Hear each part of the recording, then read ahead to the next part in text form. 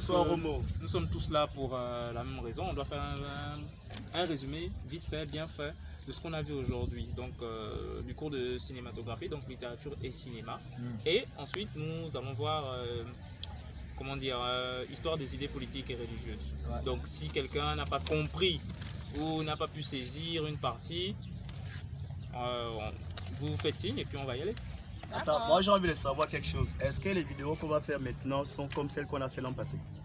Non, mais c'est clair qu'il y aura des petites différences. On va essayer d'ajouter d'autres séquences ou d'autres scènes. On va essayer de les intégrer. Elles ne seront pas pareilles. Bon les amis, commençons par le début. C'est quoi le cinéma sur le plan étymologique? Sur le plan étymologique, le cinéma est l'abréviation du terme cinématographie. Donc le cinéma en grec c'est kinéma. Donc kinéma qui vient du grec alors. Et en ajout il y a graphie qui veut respectivement dire écriture, art d'écriture ou mouvement. En ajout, il faut savoir que le cinéma a été inventé en 1895 par les frères Louis et Auguste Lumière. Ah, comme ça. Voilà, À ce que disait Auguste, le cinéma, selon Joseph Tonda, a un autre regard, notamment sur l'audiovisuel. Ce dernier définit l'audiovisuel comme étant des petits soleils qui nous éblouissent et nous conduisent à voir le monde autrement. Ce dernier dit, contrairement au livre qui était un passe-temps pour des enfants, aujourd'hui l'audiovisuel occupe une place centrale. C'est-à-dire les enfants ont délaissé le livre pour s'atteler à l'audiovisuel, autrement dit à l'écran. Mais ce dernier lui dit encore que cet audiovisuel a un impact, notamment sur la vue. Parce qu'il dit surtout l'audiovisuel plus éclairé là. Ouais. Il dit ça a un impact parce que ça peut nous rendre aveugles. Et communément appelé au Gabon, lui dit l'audiovisuel rend ma boule. Ouais, ça c'est vrai. C'est pas faux, c'est pas faux. C'est comme ça qu'il essaie de définir un peu l'audiovisuel. Ah, d'accord. Par rapport à ces deux définitions qu'on vient de donner en quelques lignes, Tu peux parler un peu plus fort. par rapport à ces deux définitions du cinéma, est-ce qu'il n'y a pas une autre pour que nous puissions mieux harmoniser? Parce que c'est bien d'avoir un peu plus. Donc là, on a donné la définition selon Joseph Tonda, on a donné la définition étymologique du cinéma. Est-ce qu'il n'y a pas une autre définition qu'on pourra ajouter? Bah, si, en classe, je crois que le professeur, sinon l'enseignant, a défini la cinématographie selon le code de la communication.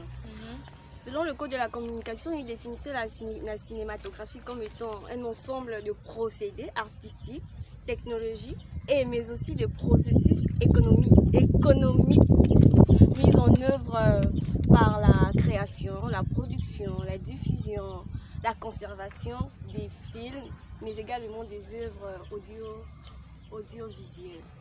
Ajouté à cela, il disait aussi que la cinématographie pouvait nous aider dans des projets tels que la photographie, faire la publicité, mais aussi des dispositifs de la création numérique.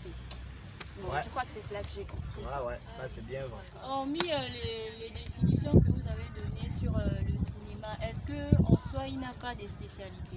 Bien sûr, en cinématographie, il y a des spécialités. Je vais prendre par exemple l'article 143, je vais lire. La cinématographie est notamment composée des spécialités suivantes. On a la production, la création, la technique, la distribution, l'exploitation, la diffusion et la conservation. Ça, c'est ce qui concerne les spécialités de la cinématographie. Les 7 spécialités du cinéma émises par Stéphane ici, nous allons nous atteler à exemplifier une seule, qui est la création. Ouais. Et pour exemplifier cette spécialité-là, nous allons faire recours au même code de la communication, mais selon l'article 147. L'article 147 stipule que La création recouvre toutes les activités de conception artistique qui concourent à la production d'une œuvre cinématographique ou d'image animée. Ouais. Bon, les images animées ici, c'est un peu ce que nos petits frères appellent dessins animés. Ou des graphismes aussi, on peut le dire ici. Notamment, on a l'écriture, la technologie, la réalisation, la représentation graphique, musicale, architecturale, scénographique et vestimentaire. Vestimentaire, ici, on fait un peu référence à l'habillement, quoi. À l'habillement. Attends, dis-moi, Libec aussi fait partie des artistes animés? Libec, oui, on peut classer Libec un peu dans cette spécificité-là, de la création. Merci. Un souci. Lorsque monsieur parlait, il a abordé un point comme la loi des 3V, je sais pas trop, j'ai pas trop entendu, en fait j'ai pas compris. À quoi ça sert? On peut m'aider? Ah oui, bon moi j'ai plus ou moins saisi cette partie, donc je vais essayer de voir, essayer de t'expliquer à ma manière. Bon, selon moi, monsieur disait que la loi des 3V, c'est une loi qui a été inventée par un scientifique psychologue appelé Albert Merabian. Merabian, merci, Albert Merabian. Donc, qu'est-ce qu'Albert Merabian essaie de faire? En fait, il a fait une expérience lors de la communication. Il s'est rendu compte qu'il y a 3 registres qui rentrent en jeu. Il y a le registre verbal, le registre vocal et le registre visuel. Et on sait que, bon, certainement, vous aussi, vous dites peut-être que lorsqu'on nous sommes en communication, selon vous, quel est le registre qui est le plus mis en valeur entre les 3? Quand par exemple vous parlez avec une personne, vous pensez que la personne s'attarde plus sur ce que vous dites, sur le ton de votre voix ou bien sur votre gestuelle? Qu'est-ce que vous dites en tête pour le premier lieu? Pour moi, je crois que c'est sur ce que la personne dit, n'est-ce pas? Ouais, Donc, justement. sur le verbal, parce que le verbal, selon lui, renvoie aux mots, à notre énoncé. Ouais. Mais par contre, l'expérience d'Albert Merabian a montré que c'est totalement faux. En fait, dans son expérience, il s'est rendu compte que si on essaie de faire un pourcentage, il y a un pourcentage, il y a 7%, il y a 38%, il y a 55%. Et lui, il s'est rendu compte qu'en fait, ceux qui occupent les 55%, ce n'est pas le registre verbal. Donc, ce n'est pas tant ce que l'on dit, mais par contre, c'est le registre visuel. C'est-à-dire je peux dire les mouvements de notre corps ou encore nos expressions faciales. Gestuelle. Voilà, la gestuelle, merci. C'est ça. Maintenant, en seconde position, c'est-à-dire les 38%, c'est le registre vocal, c'est-à-dire le ton qu'on utilise lorsque on communique. Et ce qui vient à la dernière position, c'est que nous tous on pensait que c'était la première position. Ouais. Le registre verbal, l'énoncé, c'est ce qui occupe les 7%. Donc, donc on se trompait alors. On se trompait depuis là. Donc en fait, lui montre l'importance du registre visuel dans la communication. Donc, après tout ce que vous venez de dire là, en quoi le cinéma est-il si important? Vous avez une petite... Parce que moi, j'ai pas bien compris cette partie. La partie où vous disiez que le cinéma est important pour la société, etc. mais je n'ai pas bien compris. Donc, en quoi le cinéma est-il si important pour nous? Oui, le cinéma, d'abord, il occupe autant pour moi une très grande place dans la société. Contrairement à ceux-là qui perçoivent le cinéma comme le fait de mettre en scène juste des personnages.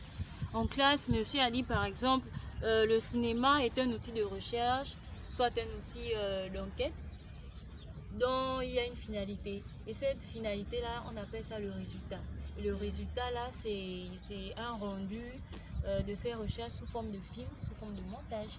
On a aussi le cinéma sous forme d'outils d'animation culturelle et sociale.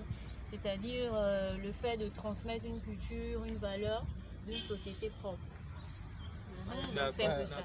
Laura, je pense qu'on avait encore d'autres outils en dehors de ceux que tu viens de citer, n'est-ce pas? Parce que moi, pour ma part, j'ai noté outils de gestion de projet. Donc, quand on parlait d'outils de gestion de projet, on faisait allusion à l'organisation. Donc, c'était du genre, on part d'un concept ou alors une idée pour aboutir à un livrable. Livrable, c'est à peu près comme si c'était un produit fini. Donc, ensuite, j'ai encore noté outils d'éducation du média. Donc, là, on est un peu dans la démystification. Voilà. Donc on veut montrer la réalité au monde. C'est un peu comme si c'était une désillusion, si je peux dire. Ok. Voilà. Bon, pour un dernier outil, je pense que j'ai noté l'outil d'opportunité d'emploi. Donc avec le cinéma, ou bien si on veut le média, on peut devenir acteur, metteur en scène, ou encore producteur si on veut. Je pense que c'est ce que j'avais noté. C'est un complément, d'accord. D'accord, je comprends On mieux. peut tous retenir ça du cinéma, cinéma, que oui. c'est un producteur, c'est plutôt un créateur d'emploi. Un créateur d'emploi, voilà. Ouais, d'accord. Ouais, c'est super.